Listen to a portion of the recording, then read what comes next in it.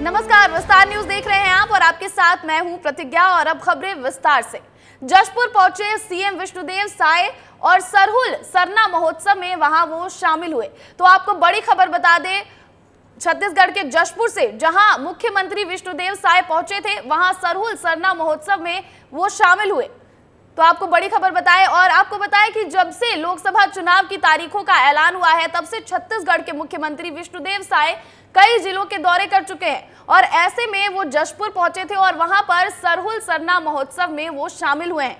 कल प्रधानमंत्री नरेंद्र मोदी भी छत्तीसगढ़ में थे। छत्तीसगढ़ के बस्तर गए थे प्रधानमंत्री नरेंद्र मोदी। आपको बता दें कि पहले चरण में बस्तर में मतदान होना है और ऐसे में छत्तीसगढ़ में बस एक वो लोकसभा की सीट जिसमें पहले चरण में मतदान होना है और लगातार जो दिग्गज नेता है बीजेपी के, वो सभी वहां दौरा कर रहे हैं और खुद विष्णुदेव साय भी चुनावी प्रचार में जुटे हैं और ऐसे में वो आज जशपुर पहुंचे थे, वहां सरहुल सरना महोत्सव में वो शामिल हुए।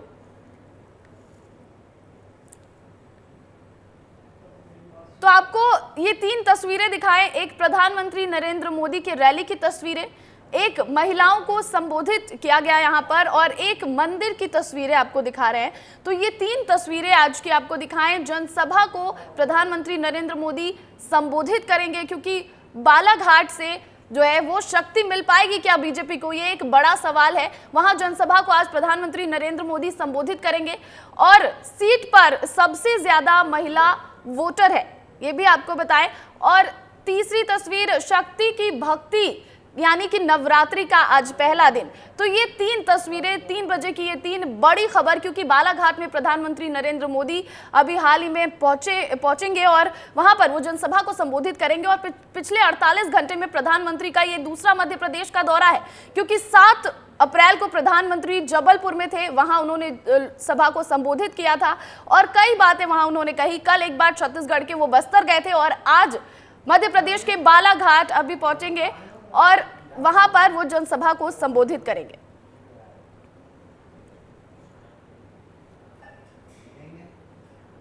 और इस वक्त की बड़ी खबर आपको बता दें, थोड़ी देर में बालाघाट पहुंचेंगे प्रधानमंत्री नरेंद्र मोदी। बीजेपी उम्मीदवार के लिए सभा को करेंगे संबोधित। तो आपको बड़ी खबर बता दें, बालाघाट में अभी प्रधानमंत्री मोदी थोड़ी देर में पहुंचेंगे और बीजेपी उम्मीदवार के लिए वहां पर वो सभा को संबोधित करेंगे।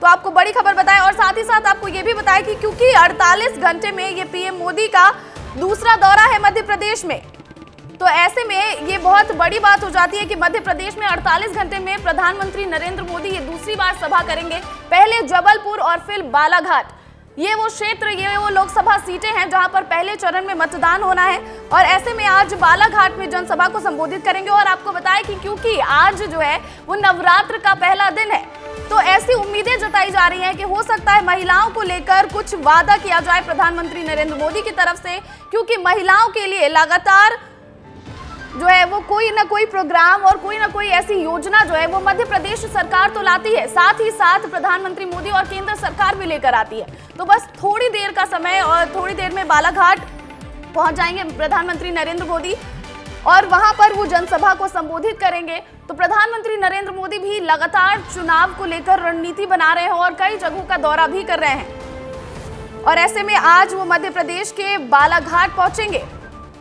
और वहां वो लोगों को संबोधित करेंगे। साथ ही साथ क्योंकि आज नवरात्र का पहला दिन है और क्या बालाघाट से बीजेपी को शक्ति मिल पाएगी, क्योंकि आज शक्ति जो है वो उसका पहला दिन है, शक्ति की पूजा अर्चना की जाती है नवरात्र में और उसका पहला दिन है और प्रधानमंत्री मोदी की ये जो जनसभा है ये बालाघाट में होगी। और साथ ही साथ एक और बात आपको बता दें जो बहुत ही इंटरेस्टिंग है, क्योंकि बालाघाट इकलौती ऐसी सीट है मध्य प्रदेश में जहां महिला वोटर्स जो है वो पुरुष की संख्या में ज्यादा है और ऐसे में प्रधानमंत्री नरेंद्र मोदी जब नवरात्र का पहला दिन और यहां पहुंचे तो ये बहुत बड़ी बात हो जाती है।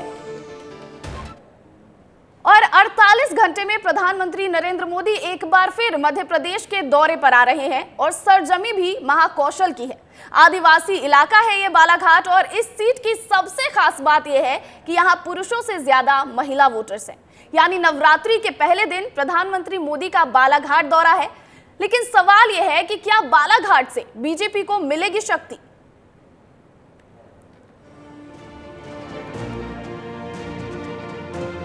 एक दशक बाद प्रधानमंत्री नरेंद्र मोदी 9 अप्रैल यानी कि चैत्र नवरात्रि के पहले दिन मध्य प्रदेश के बालाघाट आ रहे हैं।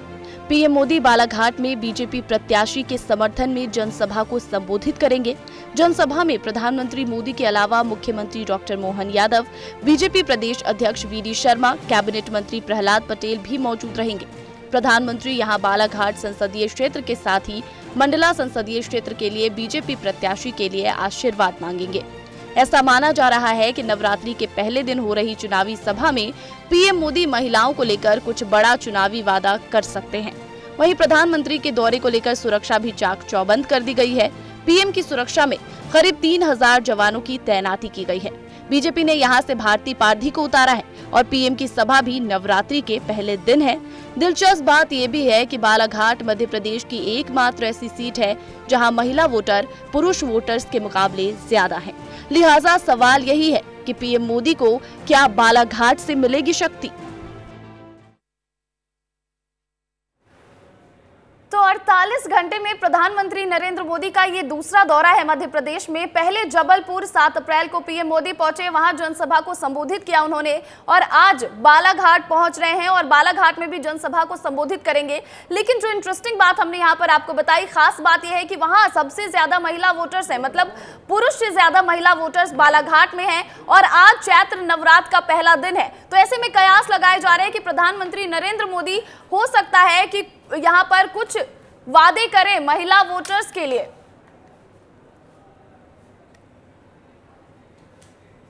अब आपको बालाघाट का सियासी समीकरण एक बार समझा देते हैं कि आखिर वहां का सियासी समीकरण अभी है क्या। तो बीजेपी 1952 से लेकर 2019 तक बीजेपी की 6 बार जीत हुई है और वहीं 1952 से 2019 तक कांग्रेस की जीत 8 बार हुई है और 1952 से 2019 तक 2014 में बीजेपी के बोध सिंह भगत जीते थे। वहीं 1952 से 2019 तक 2019 में बीजेपी के ढाल सिंह बिसेन जीते थे। और वहां से अभी उम्मीदवार की बात करें तो भारती पारधी जो है वो बीजेपी के उम्मीदवार हैं और सम्राट सिंह ससवार कांग्रेस के उम्मीदवार हैं। महिला मतदाता 6,59,784 हैं और कुल मतदाता 13,14,181 हैं। तो बालाघाट का सियासी समीकरण आपको समझा दे, वहां पुरुष मतदाता 6,54,385 हैं।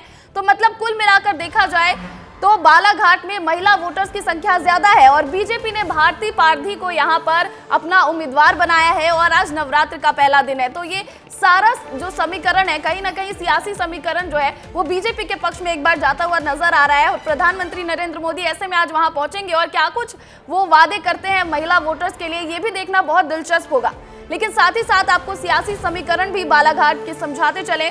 भारती पारधी बीजेपी से उम्मीदवार हैं और बालाघाट प्रधानमंत्री मोदी पहुंच चुके हैं। अब तो जो ये खबर आ रही थी कि थोड़ी देर में पहुंचेंगे, अब पहुंच चुके हैं प्रधानमंत्री नरेंद्र मोदी बालाघाट में। वहां उन्हें सम्मानित किया जा रहा है और वहां महिलाएं ही हैं सभी की सभी मंच पर जो उन्हें सम्मानित कर रही हैं।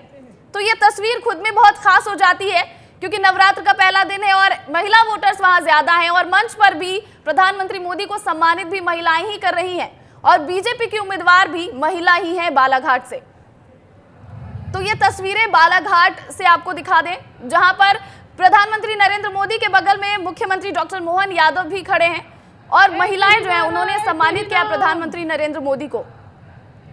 अगले उद्बोधन के लिए मैं आमंत्रित करती हूं मध्य प्रदेश के मुखिया माननीय मोहन यादव जी को कि अपना स्वागत उद्बोधन प्रस्तुत करें।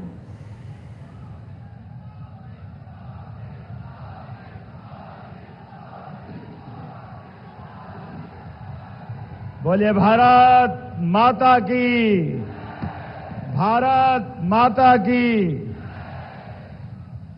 हम सबका सौभाग्य है बालाघाट का जिला और खास करके यशस्वी प्रधानमंत्री का पदार्पण मध्य प्रदेश की धरती पर हमारा कितना सुखद संयोग है। आज ही के दिन नया वर्ष प्रारंभ हो रहा है सम्राट विक्रमादित्य के नाम पर, विक्रम संवत, और नए साल की शुरुआत में यशस्वी प्रधानमंत्री हमारे बीच मौजूद हुए। जोरदार ताली बजा करके माननीय प्रधानमंत्री जी का अभिनंदन करें, वंदन करें। सुशासन के प्रतीक सारे संसाधनों का बेहतर उपयोग करके दुनिया में जो भारत का मान बढ़ा रहे, सम्मान बढ़ा रहे, अपनी कर्मठता से, कार्यकुशलता से हर प्रकार के कामों का जनता के बीच में सुशासन के साथ पारदर्शिता की स्थापना करने के लिए कृत संकल्पित यशस्वी प्रधानमंत्री हमारे बीच मौजूद है। ये और आनंद की बात है माननीय प्रधानमंत्री जी, बालाघाट को टाइगर जिले के नाम, टाइगर स्टेट के नाम से भी जाना जाता है, टाइगर जिले के नाम से। और हमारा सौभाग्य है कि हमारे बीच हमारे यशस्वी प्रधानमंत्री आज इस नाम को सार्थक करने के लिए यहां मौजूद हुए। जोरदार ताली बजा करके हमारे बालाघाट की धरती स्वागत करें, अभिनंदन करें। हमारे अपने मध्य प्रदेश में यशस्वी प्रधानमंत्री ने जिस प्रकार से पिछली विधानसभा में जनता से अपील की थी और हमने भी वो नारा सबने दोहराया था, एमपी के मन में मोदी और मोदी के मन में एमपी। मुझे इस बात की प्रसन्नता है, जनता ने इतना जबरदस्त प्रतिसाद दिया कि 163 सीटों के साथ प्रचंड बहुमत की सरकार मध्य प्रदेश के अंदर दी थी। हम अभिनंदन करें अपनी इस पुरानी सरकार के गठन के समय माननीय मोदी जी के योगदान का। मैं दो छोटी छोटी बात करते हुए अपनी बात पूरी करूंगा। हमारे बीच में इसी बालाघाट की धरती पर नया आयुर्वेदिक मेडिकल कॉलेज देने का प्रयास हमने किया है। जोरदार ताली बजा करके अपने नए मेडिकल कॉलेज की बात करें। और साथ ही साथ कोदो कुटकी जो हमारे आदिवासी अंचल की फसल होती है, इसके 1000 रुपये प्रति क्विंटल हमारी सरकार ने बढ़ाया। साथ ही साथ हमारे सबकी जानकारी में है, गेहूं के लिए 125 रुपये का बोनस और धान के लिए भी आगामी बजट के समय हमने जो संकल्प पत्र लिया है उस संकल्प पत्र को हम पूरा करेंगे, क्योंकि ये मोदी की गारंटी है, जो बात कही जाती है वो सब पूरी की जाती है। जोरदार तालियां बजाएं, एक बार हम सब मिलकर के यशस्वी प्रधानमंत्री जी का अभिनंदन करें, वंदन करें। बहुत बहुत धन्यवाद। भारत माता की जय। वाल्मीकि के दिव्य श्लोक हैं, तुलसी की चौपाई है, महावीर से व्रतधारी नानक के अनुयायी हैं, सत्यशील में बुद्ध के जैसे सहज सनातन सेवक सच्चे, विश्व क्षितिज में मोती जी नव भारत की अरुणाई है। पूरे सम्मान के साथ मैं आमंत्रित करती हूं आदरणीय प्रधानमंत्री नरेंद्र मोदी जी का। सभी लोग खड़े होकर दोनों तालियों के साथ मोदी।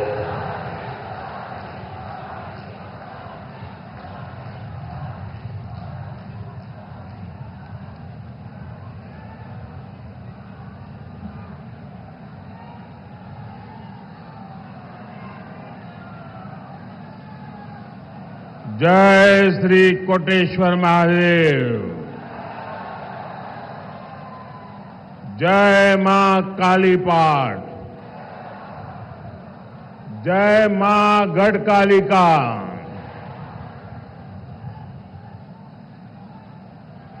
आज देश के विभिन्न हिस्सों में नववर्ष मनाया जाता है। आज नवरात्रि का भी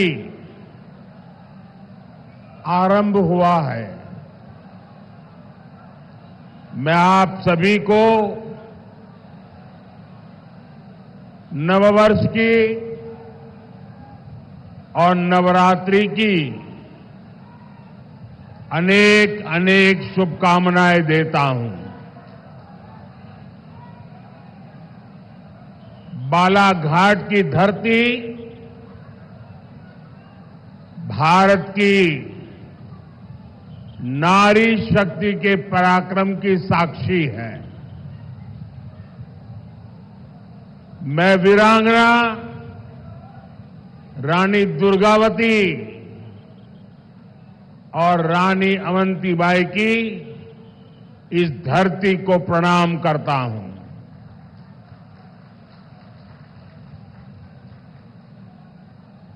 आज जनता जनार्दन का ये सैलाब, ये जन सैलाब ऐसा लग रहा है जैसे केसरिया सागर नजर आ रहा है।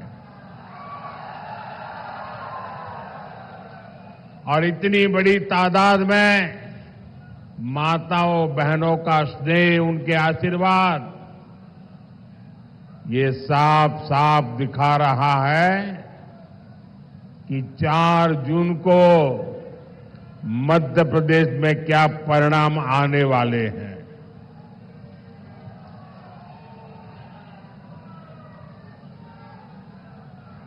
4-5 महीने पहले विधानसभा चुनाव में ही यहां आप सब लोगों ने मिलकर के कांग्रेस को पूरी तरह, भाजपा से नहीं लड़ रहे हैं, एक दूसरे से लड़ रहे हैं।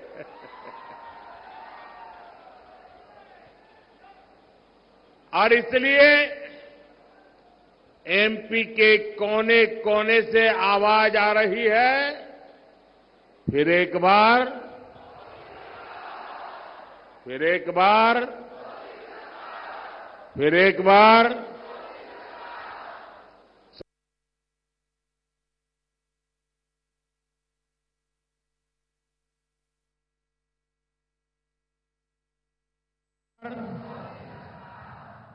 साथियों, 2024 का लोकसभा चुनाव 21वीं सदी के भारत का बहुत अहम चुनाव है।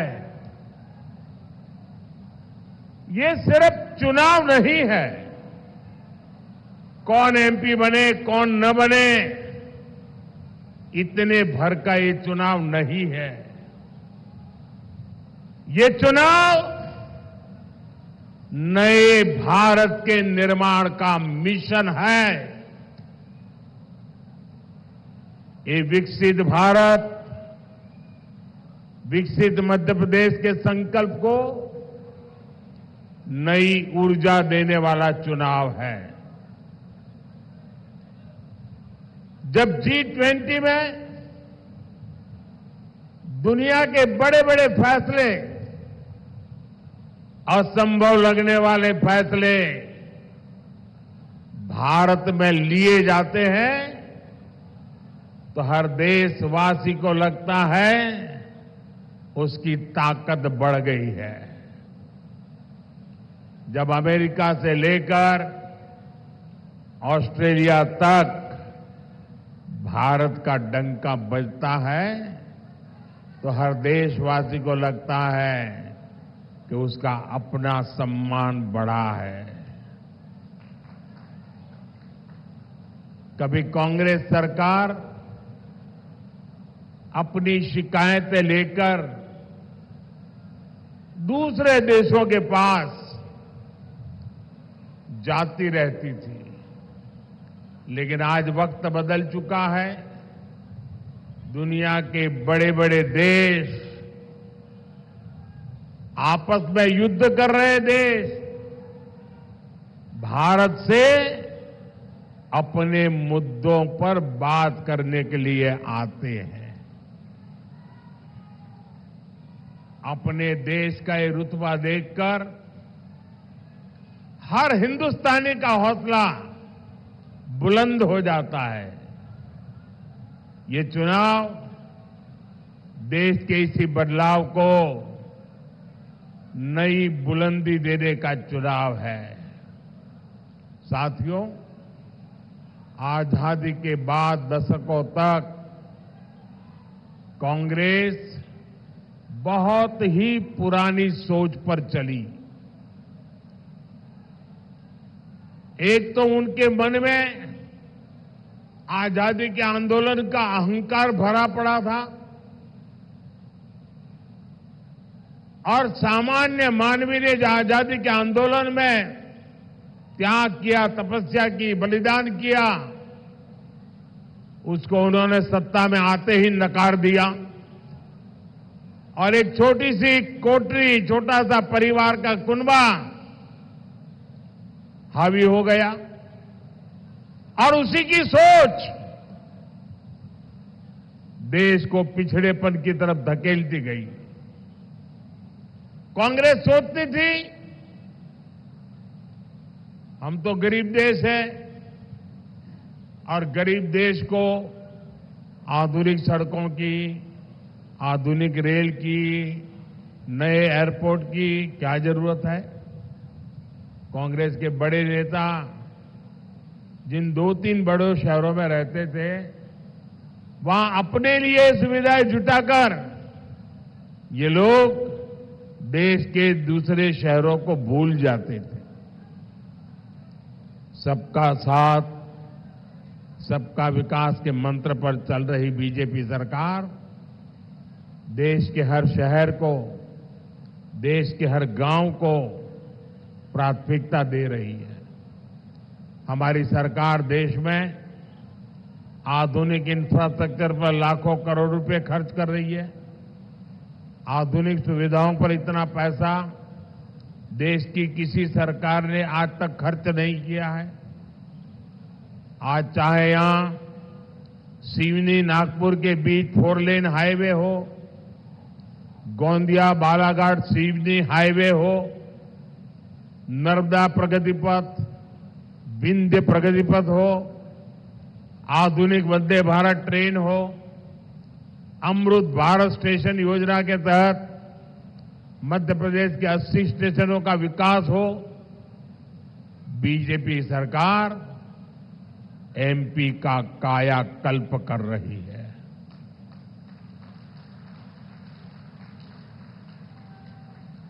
बालाघाट से गोंडिया वाली जिस ब्रॉडगेज रेलवे लाइन की नींव करीब 30 साल पहले रखी गई थी,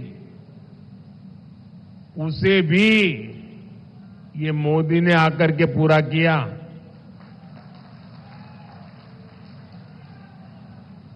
बालाघाट की 12 सिवनी हैंडलूम साड़ियों को जीआई टैग मिले। बनारसी साड़ियों की तरह उनकी भी धूम मचे। बीजेपी सरकार इसके लिए भी काम कर रही है।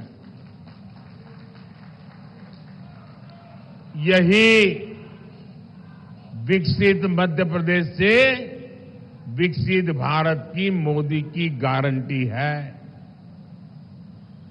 ये बदलाव केवल 10 वर्षों की मेहनत का परिणाम है। इतना सारा हुआ है, लेकिन मोदी का तो यही कहना है कि ये तो अभी ट्रेलर है।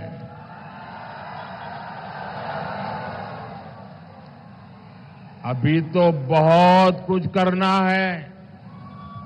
देश को बहुत आगे लेकर जाना है। भाइयों बहनों, आप मेरी जिंदगी को जानते हैं। बहुत बारीकी से आपने मुझे बराबर देखा है, तरासा है। और आपने देखा है, मोदी मौज करने के लिए पैदा नहीं हुआ है।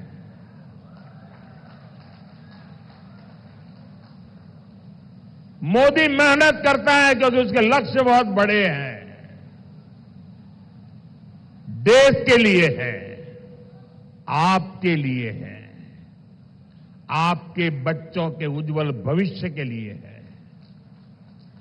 और ये मेहनत इसलिए कर रहा हूं। जब इतना सारा काम हुआ तो लोग कहते हैं, मोदी जी आप उसको ट्रेलर क्यों कहते हैं? इतना सारा कर लिया।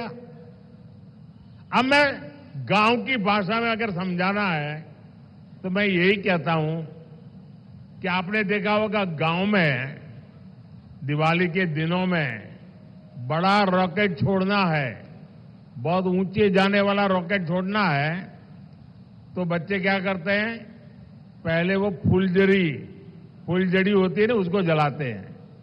फिर दूर से फुलझड़ी से उस रॉकेट को अग्नि देते हैं और फिर रॉकेट उड़ता है।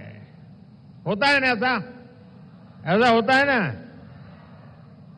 अब फुलझड़ी देख करके भी लगता तो है वाह वाह बहुत बढ़िया पटाखे फूट रहे हैं, लेकिन उसका लक्ष्य तो उस रॉकेट को ऊपर ले जाना होता है।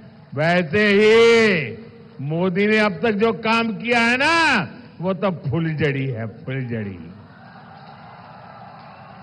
अभी तो विकास का रॉकेट और ऊंचे ले जाना है। भारत के पूरे सामर्थ्य से असली दिवाली मननी, ये तो अभी बाकी है। और इसके लिए ही मैं आपसे आशीर्वाद मांगने आया हूं। साथियों, आज भाजपा सरकार वंचितों को वरीयता देते हुए काम कर रही है। भाजपा ने समाज के उस दलित, पिछड़ा, आदिवासी वर्ग को सम्मान दिया है जिसे पिछली सरकारों ने पहचान से भी वंचित रखा था।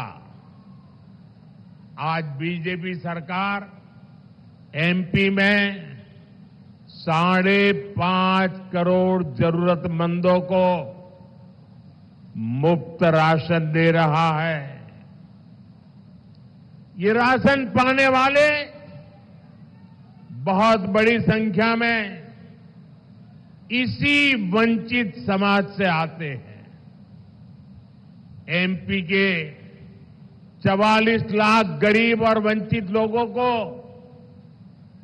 तब तक पक्का घर नहीं मिला जब तक मोदी ने संकल्प नहीं लिया। एक समय था जब मध्य प्रदेश में केवल 10% घरों में पाइप से पानी पहुंचता था। अधिकांश आदिवासी इलाकों में पानी की सप्लाई की सुविधा तक नहीं थी। हमने इतने कम समय में एमपी के करीब 70 लाख घरों में नल से जल की सुविधा पहुंचा दी है। आज एमपी के 80 लाख से अधिक किसानों को किसान सम्मान निधि का लाभ मिल रहा है। यहां का किसान जो चिन्नौर चावल उगाता है और जो मुझे भी बैट भी दिया गया, उसे अब पूरे देश में पहचान मिली है। यही नहीं, कांग्रेस ने हमारे आदिवासी भाई बहनों को जल, जंगल, जमीन के अधिकारों से भी वंचित रखा था।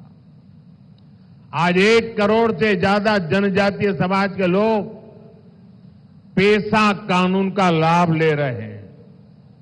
लाखों आदिवासी भाई बहनों को वन अधिकार का पट्टा भी भाजपा सरकार ने ही दिया है।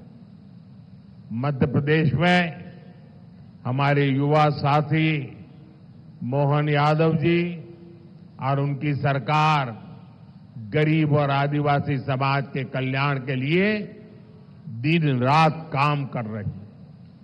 लेकिन साथियों, दूसरी ओर कांग्रेस है जो अभी भी अपनी पुरानी मानसिकता में जकड़ी हुई है। भाजपा जब देश में पहली महिला, आदिवासी महिला राष्ट्रपति के लिए आगे बढ़ी, तब कांग्रेस ने उन्हें हराने के लिए पूरी ताकत लगा दी। कांग्रेस ने कभी आदिवासी विरासत का सम्मान भी नहीं किया। कांग्रेस ने तो गोविंद गुरु जैसे क्रांतिकारियों को स्वतंत्रता सेनानी का दर्जा तक नहीं दिया था। कांग्रेस आजादी का श्रेय किसी आदिवासी को नहीं, अपने शाही परिवार को देना चाहती है। ये हमारी सरकार है। भगवान बिरसा मुंडा की जयंती पर जनजातीय गौरव दिवस की शुरुआत की। आप मुझे बताइए, इस कांग्रेस को क्या एक भी सीट पर मौका मिलना चाहिए क्या? एक पर भी मिलना चाहिए क्या? पूरी तरह क्लीन करना चाहिए कि नहीं करना चाहिए? साथियों, कांग्रेस ने अब आजकल एक इंडी अलायंस बनाकर देश के खिलाफ बिगुल फूंक दिया है। ये लोग आपस में एक दूसरे से झगड़ते हैं, लेकिन कहते हैं कि मोदी को रोकने के लिए साथ आए हैं, लेकिन असल में उन्हें मोदी को नहीं रखना है। इंडी गठबंधन वालों को मोदी को रोकना नहीं है, देश के विकास को रोकना है। इसलिए ये लोग मोदी को गालियां दे रहे हैं, मोदी को धमकियां दे रहे हैं। मैं अपना सब कुछ छोड़कर देश सेवा के मिशन को लेकर चला हूं। मोदी के लिए मेरा भारत ही मेरा परिवार है। जो लोग अपनी तिजोरियां भरने राजनीति में आए हैं, वो मोदी को धमकी न दें। मोदी तो अपनी कमाई भी देश के काम लगा देने की आदत रखता है। मैं एमपी की धरती से बताना चाहता हूं, मोदी भक्त है महाकाल का। मोदी झुकता है तो या तो जनता जनार्दन के सामने या महाकाल के सामने। मैंने महाकाल से देश सेवा के लिए गालियां और अपमान को बर्दाश्त करना सीखा है, और मैंने देश विरोधी ताकतों को अंजाम तक पहुंचाना भी सीखा है। मोदी इनकी घीधर भभकियों से डरने वाला नहीं है। साथियों, ये इंडी गठबंधन मुझसे कितना चिढ़े हुए हैं, ये पूरा देश देख रहा है। मोदी देश की सुरक्षा की गारंटी देता है तो ये लोग मोदी को गाली देते हैं। मोदी कश्मीर से 370 को हटाने की गारंटी पूरी करता है तो ये लोग पाकिस्तानी की भाषा बोलने लग जाते हैं। मोदी गरीब कल्याण की गारंटी देता है, माताओं बहनों के लिए इज्जत घर बनाने की बात करता है तो ये लोग मोदी का मजाक उड़ाते हैं। बालाघाट की ये धरती, राम पायली की ये भूमि जो भगवान राम के वनगमन से जुड़ी है, उन्हीं रामलला की जब प्राण प्रतिष्ठा होती है तो ये लोग मोदी को गाली देते हैं। और केवल मोदी को गाली दे तो समझ आता है, इंडिया अलायंस के लोग सनातन धर्म को नष्ट करने की सौगंध खाकर इस चुनाव में उतरे हैं। भाइयों और बहनों, मुझसे इनकी एक और बड़ी दुश्मनी है। बीजेपी सरकार आज भ्रष्टाचार के एक एक रास्ते को बंद कर रही है।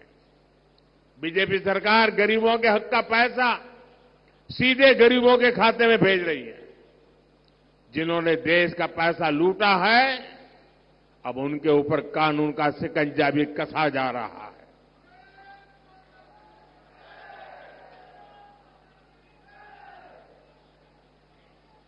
परिवारवादी पार्टियों के नेताओं के पास से खुलेआम सैकड़ों करोड़ रुपए बरामद हो रहे हैं।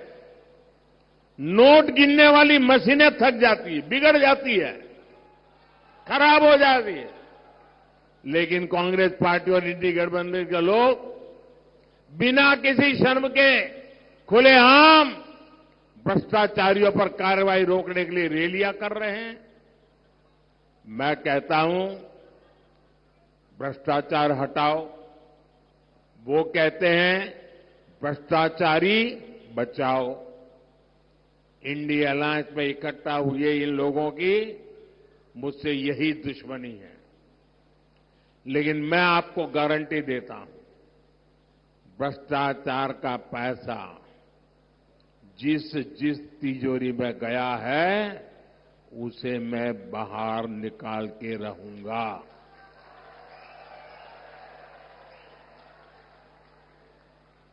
अगले 5 साल ये काम और तेजी से होगा। होना चाहिए कि नहीं होना चाहिए? सख्ती से होना चाहिए कि नहीं होना चाहिए? साथियों, तीसरे कार्यकाल में देश बड़े और ऐतिहासिक फैसले ले सके, इसलिए मुझे आपका भरपूर आशीर्वाद चाहिए। बीजेपी ने बालाघाट से श्रीमती भारती पारधी को और मंडला से श्री फग्गन सिंह कुलस्ते को प्रत्याशी बनाया है। इन्हें आप रिकॉर्ड मतों से विजयी बना करके भेजेंगे तो मोदी को मजबूती मिलेगी। 19 अप्रैल को गर्मी कितनी ही भयंकर क्यों न हो, हमें मतदान के पुराने सारे रिकॉर्ड तोड़ने हैं। तोड़ेंगे। इस बार हमने हर पोलिंग बूथ जीतना है। जीतोगे? ज्यादा से ज्यादा मतदान कराओगे? अच्छा, मेरा एक काम करोगे? करोगे? इधर से तो आवाज नहीं आ रही है। करोगे? वो पीछे से आवाज नहीं आ रही। मेरा काम करोगे? पक्का करोगे? लेकिन ये चुनाव वाला काम नहीं है। करोगे? देखिए, 19 अप्रैल तक आप अनेक परिवारों में जाएंगे। जब उन सबको मिलने जाएं तो उनको कहना कि अपने मोदी जी आए थे और मोदी जी ने आपको प्रणाम भेजा है। मेरा प्रणाम पहुंचा दोगे? हर घर में पहुंचा दोगे? जब मेरा प्रणाम आप पहुंचाओगे ना, तो हर घर के माता बहनें मुझे आशीर्वाद देगी और उनके आशीर्वाद मेरी बहुत बड़ी ऊर्जा है। देश के लिए दौड़ने की ताकत है।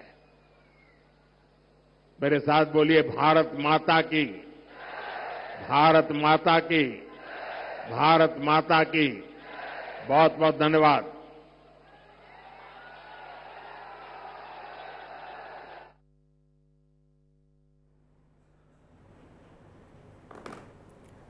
तो प्रधानमंत्री नरेंद्र मोदी ने बालाघाट में जनसभा को संबोधित किया। अभी जो जनसभा को संबोधित कर रहे थे तो उन्होंने सबसे बड़ी बात और सबसे आखिरी में जो बात कही उससे ही मैं शुरुआत करती हूं और आपको बताऊं कि सबसे आखिरी में प्रधानमंत्री मोदी ने ये कहा कि आप मेरा एक काम कीजिएगा, आप जिनके भी घर जाएं, अपने रिश्तेदारों के घर जाएं, आस पड़ोस में जाएं तो उन्हें मेरा प्रणाम कहिएगा और आप प्रणाम कहेंगे तो आशीर्वाद जो है वो मुझ तक पहुंचेगा और सबसे बड़ा जो आशीर्वाद है वो लोगों का अगर मुझ तक पहुंचा तो ये मेरे लिए बहुत बड़ी बात होगी। तो प्रधानमंत्री मोदी ने इसके साथ ही भारत माता के जयकारे के नारे लगाए और इसके साथ ही अपनी जो संबोधित वो कर रहे थे लोगों को उसको समाप्त किया। लेकिन कई बड़ी बातें प्रधानमंत्री नरेंद्र मोदी ने कही है यहाँ पर, जिसमें से 5 जो सबसे अगर हम इसको बांट ले अगर तो 5 ऐसे पॉइंट्स निकलकर सामने आते हैं। सबसे पहले प्रधानमंत्री नरेंद्र मोदी ने बालाघाट को लेकर जो बातें कही, वहां के लोगों को लेकर बातें कही। उन्होंने ये कहा कि जो बालाघाट की सिल्क की साड़ियां जो हैं उसको जीआई टैग मिला और अब विकास हो रहा है मध्य प्रदेश में। तो बालाघाट और मध्य प्रदेश के विकास को लेकर उन्होंने सबसे पहले बातें कही। उसके बाद कांग्रेस पर निशाना साधा प्रधानमंत्री नरेंद्र मोदी ने। उन्होंने कहा कि कांग्रेस ने जो जब हम जीते आजादी की लड़ाई तो कांग्रेस ने पूरा श्रेय अपने नाम कर लिया, तो कांग्रेस पर भी निशाना साधा। और उसके बाद मोदी की गारंटी पर बात की प्रधानमंत्री मोदी ने। उन्होंने कहा कि मेरा भारत ही मेरा परिवार है, ये भी कहा उन्होंने। साथ ही साथ कहा कि मोदी सिर्फ 2 ही के सामने झुकता है, 2 ही लोगों के सामने, एक तो जनता जनार्दन और दूसरे महाकाल। इसके बाद इंडिया गठबंधन पर उन्होंने जमकर निशाना साधा है, भ्रष्टाचार की बात कही और उन्होंने कहा कि जो तीसरे टर्म में अगर प्रधानमंत्री मोदी की सरकार बनती है तो जो भी भ्रष्टाचार करने वाले नेता हैं उन पर और जोर शोर से कार्रवाई होगी। और अगर आखिरी पॉइंट की बात करें तो वहां मतदान को लेकर उन्होंने आशीर्वाद मांगा और चुनाव करने की अपील की है लोगों से।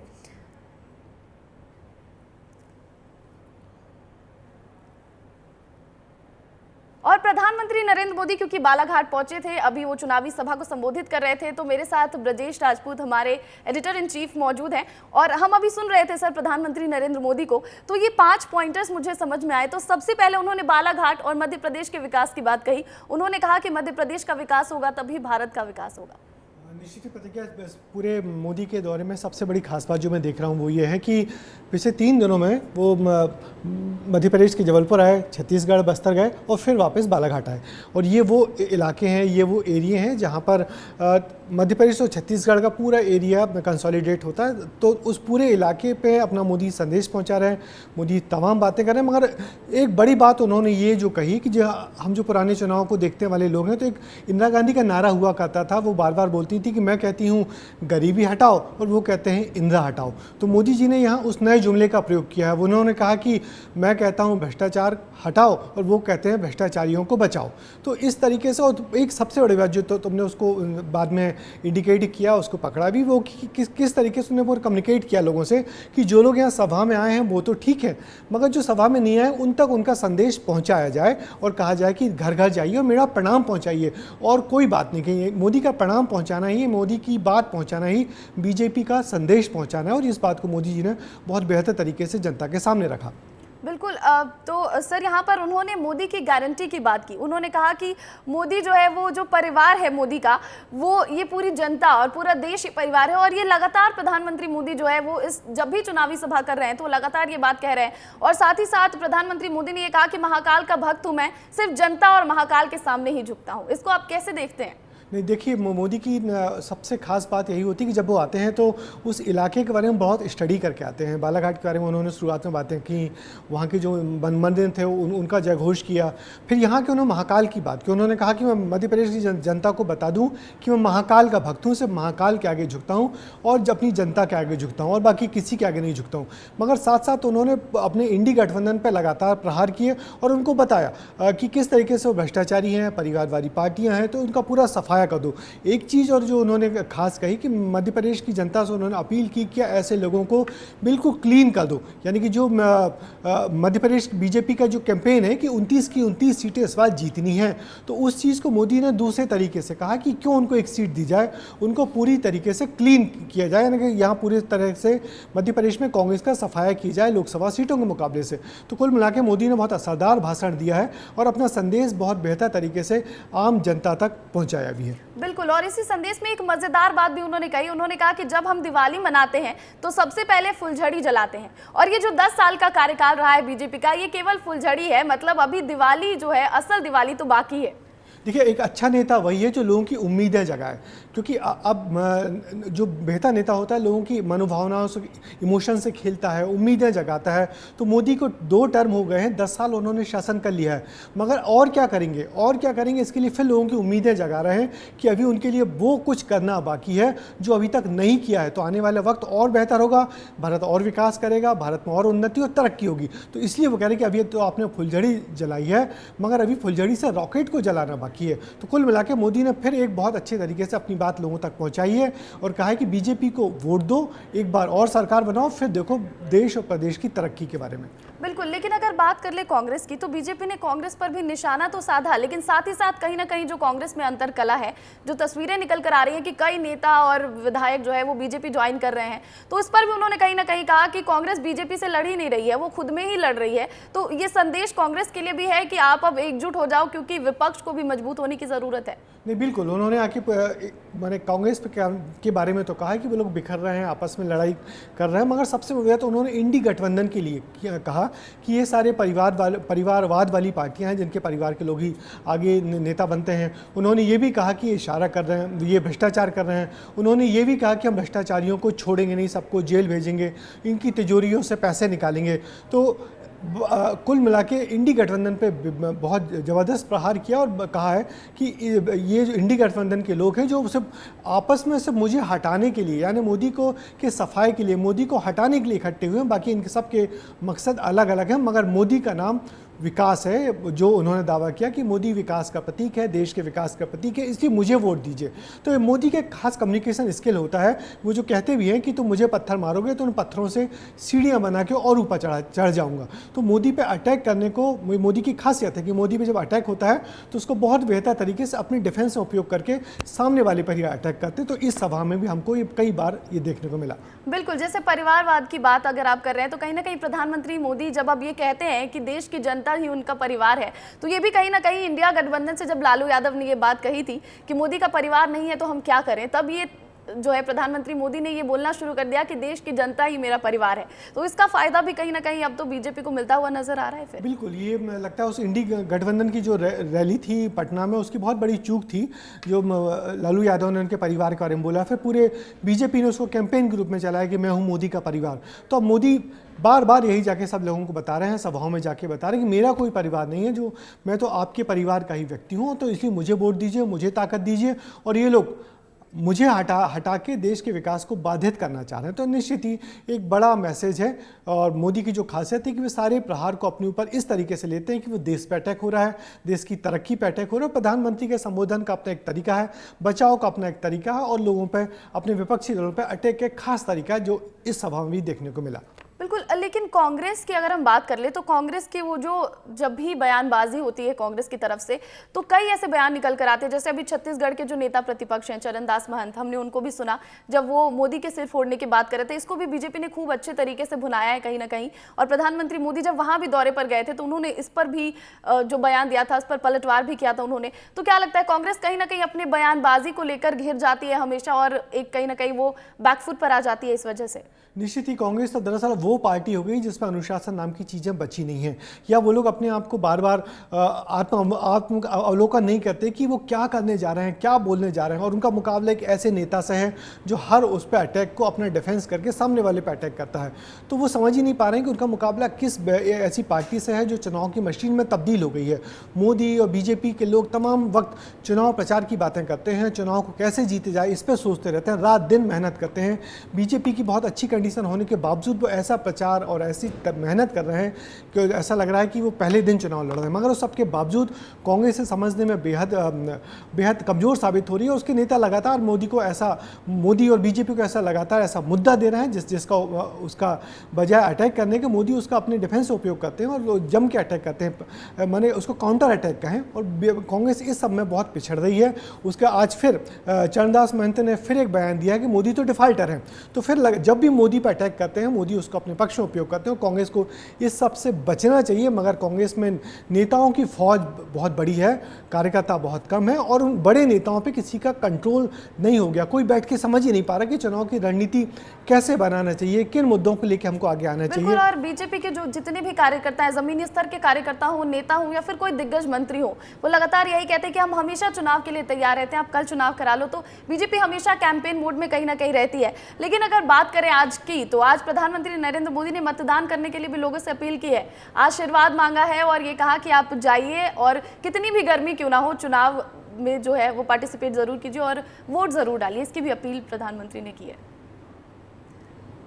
और आपको बताएं कि प्रधानमंत्री नरेंद्र मोदी आज बालाघाट पहुंचे थे और वहां उन्होंने जनसभा को संबोधित किया और उन्होंने बालाघाट की जो प्रत्याशी है भारती पारधी और साथ ही साथ मंडला के प्रत्याशी फग्गन सिंह कुलस्ते के सपोर्ट में उन्होंने जनसभा की और उन्होंने वहां पर लोगों से ये कहा कि आप जाएं और वोट जरूर डालें, इसकी भी अपील की उन्होंने। लेकिन आपको बताएं कि अभी यहाँ पर रुकेंगे एक छोटे से, यहाँ पर हमारे साथ ब्रजेश राजपूत जी जुड़े थे, हमारे एडिटर इन चीफ। तो बहुत बहुत शुक्रिया सर, समझाने के लिए लोगों को जो प्रधानमंत्री नरेंद्र मोदी ने बातें कही हैं और वो पॉइंटर्स भी हमने आपके सामने रखे कि किस तरह बीजेपी चुनाव को लेकर बिल्कुल तैयार है। खबरों का सिलसिला लगातार जारी रहेगा, लेकिन यहाँ पर रुकेंगे एक छोटे से ब्रेक के लिए।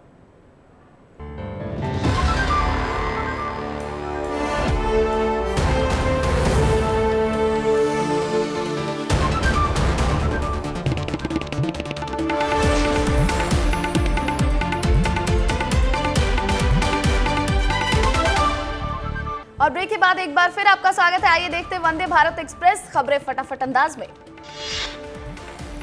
उत्तर प्रदेश के पीलीभीत में प्रधानमंत्री नरेंद्र मोदी की सभा, कहा शक्ति की उपासना का पर्व आज से हुआ शुरू, मैं सभी माताओं को करता हूं प्रणाम।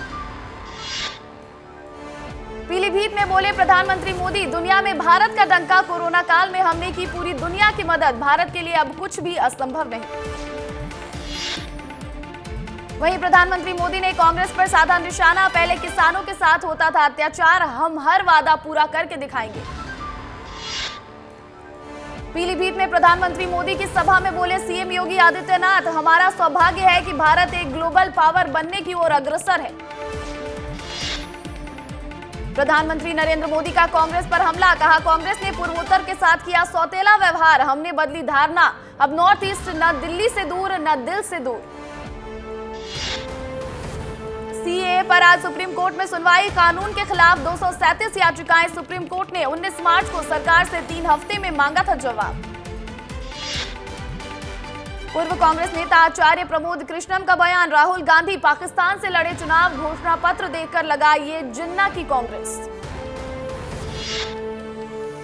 हरिद्वार के बाबा तरसेम सिंह हत्याकांड के आरोपियों के साथ पुलिस की मुठभेड़, एक की एनकाउंटर में मौत, उत्तराखंड के हरिद्वार में 28 मार्च को हुई थी हत्या।